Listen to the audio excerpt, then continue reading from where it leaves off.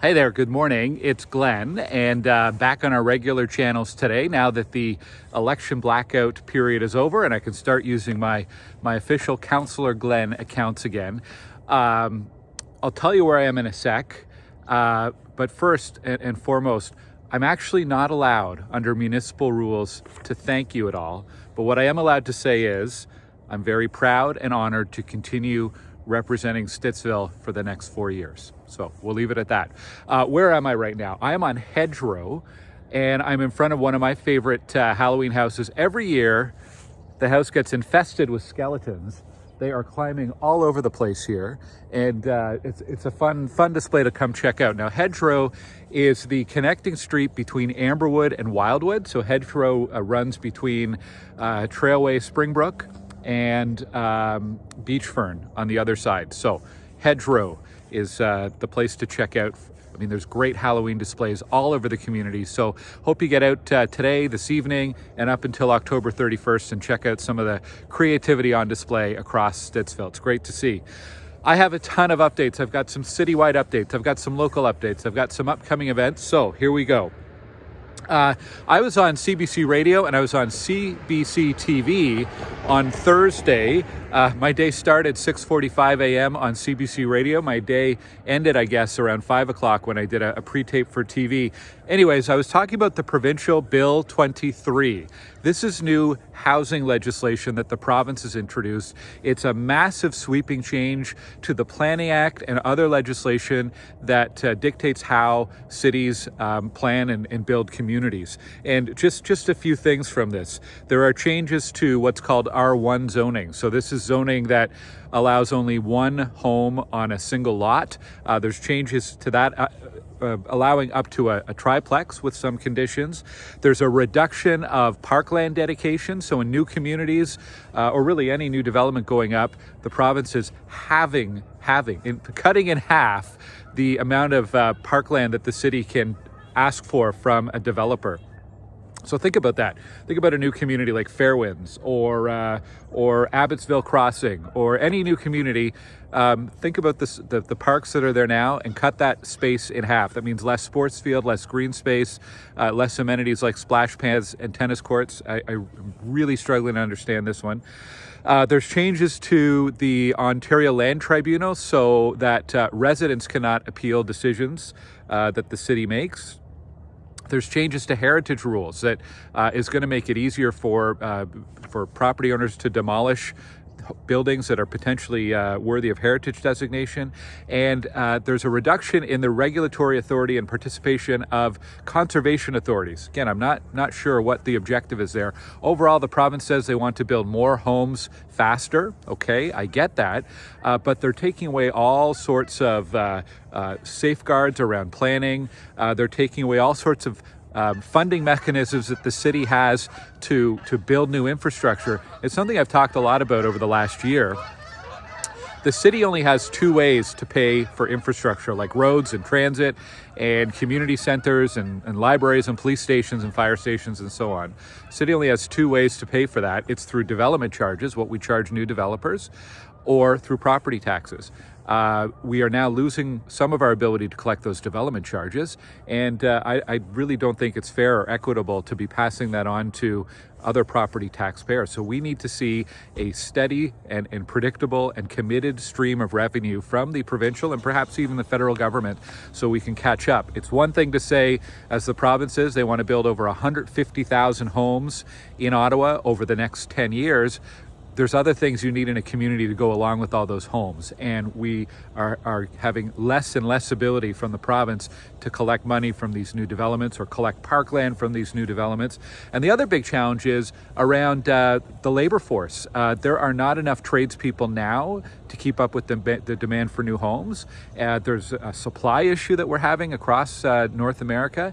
And even something like building inspectors. The city has had a really hard time recruiting and retaining building inspectors over the past few years as well. These are all things that need to be in place before you can achieve a much more ambitious goal, like over 150,000 homes in Ottawa. Anyhow, I have shared some information on my website. There's a great piece on CBC this morning from Joanne Chianello with some analysis on the reduction in oversight that's happening for cities Anyhow, check that out. And if you have any questions, please let me know. Going to turn a little bit locally now. Police are looking for residents with any tips or perhaps some porch cam videos of an incident of hate graffiti in Granite Ridge on October 17th. This happened in the evening.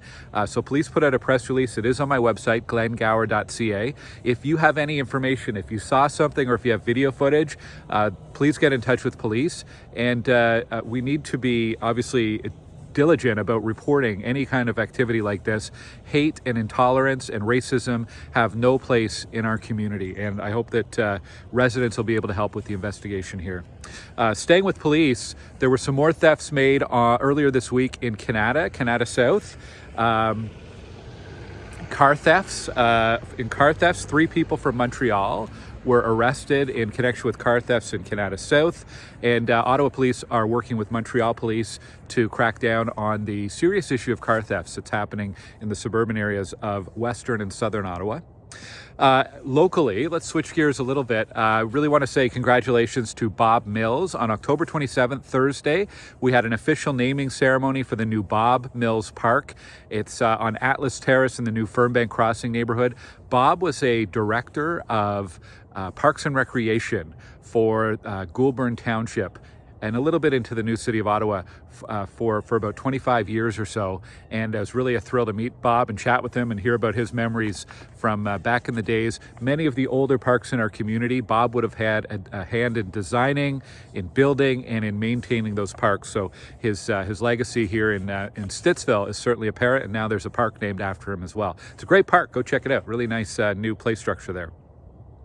Update from Ottawa Public Health, a reminder that as of November 1st, flu shots are available for the general public. Those are available at most pharmacies. And if you're a newcomer and you don't have an OHIP card, or if you're having any questions, go to the Ottawa Public Health website, ottawapublichealth.ca, and you can go to one of their clinics. You can make an appointment there, and they will be able to help you out, even if you don't have an OHIP card. And while you're there, make sure you're up to date on your latest COVID-19 vaccination as well. Check with your pharmacist, but I think in a lot of cases you can do your flu shot and your COVID shot at the same time. There's a heritage home in our community, Flewellyn House. It's at the corner of Fernbank and Shea. It's an old stone house, belonged to the Flewellyn family. Several years ago, I wrote a history about it. I got a note from the owners. They're doing some renovations to rehabilitate the heritage elements, in particular the wood and doors and windows and so on. But they've asked me to remind residents to please not trespass on the property, not go and try to access the home. It is a private home. It is going to be used for a business, but please respect that it is private property and stay off of the property and certainly away from the home. The work on the Renshaw sidewalk continues over in Crossing Bridge. I think they've poured the first section as of this week, and that work, we're really hoping it wraps up soon. There was a concrete shortage that delayed completion, and I know it's a bit of a mess there and some safety concerns for kids who are going to Aylor and Cassidy. We do have some traffic safety control, a lot of supervision there, and hopefully that work will be wrapped up soon. If you live over in Granite Ridge or the Fringewood area, you might be wondering what's going on at the Granite Ridge and Harry Douglas intersection. So earlier this fall, they started a number of safety and accessibility updates along Fringewood up to about Harry Douglas. That included extending the boulevard at the intersection out to narrow the roadway. It's still plenty of room for fire trucks, garbage trucks, school buses, and so on to go by side in both directions. But by doing that, some residents pointed out that we ended up with kind of an orphaned bus stop, and residents asked us to find a solution. So really happy to share that city staff went back and they are going to, or they are right now, building a sidewalk extension and crosswalks in all 4 directions at that intersection so that people can safely get across the street and safely get to that bus stop. So it's a good improvement, and looking forward to that being finished as soon as possible. A reminder, if you're on Stittsville Main Street in the evening, there'll be some temporary closures overnight, November 8th, 9th, and 10th, as crews continue to replace the decorative street lights. So there's new street lights coming. They're really nice. They're replacing the old green pedestrian lights that have been there for about 30 years. They're at the end of their lifespan, so looking forward to see that work complete. And another heads up, November 1st is the first day that the city's vacant property bylaw comes into effect. So if you are the owner of a vacant property, make sure you're aware of what your requirements are. There is a license required, and there's some additional disclosure requirements. So please check out Vacant Property By-law. You can find that information at ottawa.ca or on my website at glengower.ca. All right, I'm almost done. Getting to some events here. Halloween, October 31st, that's Monday. The Ottawa Fire Department, the volunteers at Station 81 on Stittsville Main Street, next to the library, they're doing a special trick-or-treat event from 6 p.m. to 8 p.m. So check that out, and thank you to the volunteer firefighters for organizing that. November 1st is the annual Stittsville Pumpkin Parade. It gets bigger and bigger every year, so go out and check out the creative pumpkins that people have carved and on display. Lots of prizes, lots of fun for kids and everything.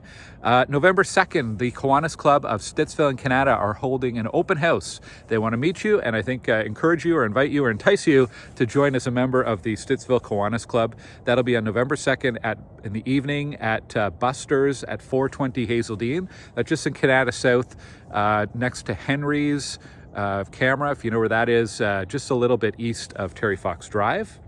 We're going to do a councillor chat next Saturday. Details, times, everything to be determined. Right now it's going to be Saturday morning and probably at Cardell Rec. We're going to do it there, so watch for more information coming soon on my website.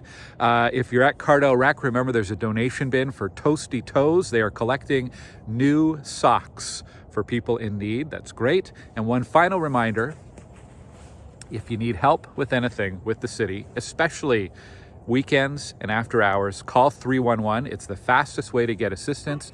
Bylaw officers or city staff can be dispatched anytime, 24/7. Just call 311. And thank you for watching, and I'll talk to you next Saturday. Take care.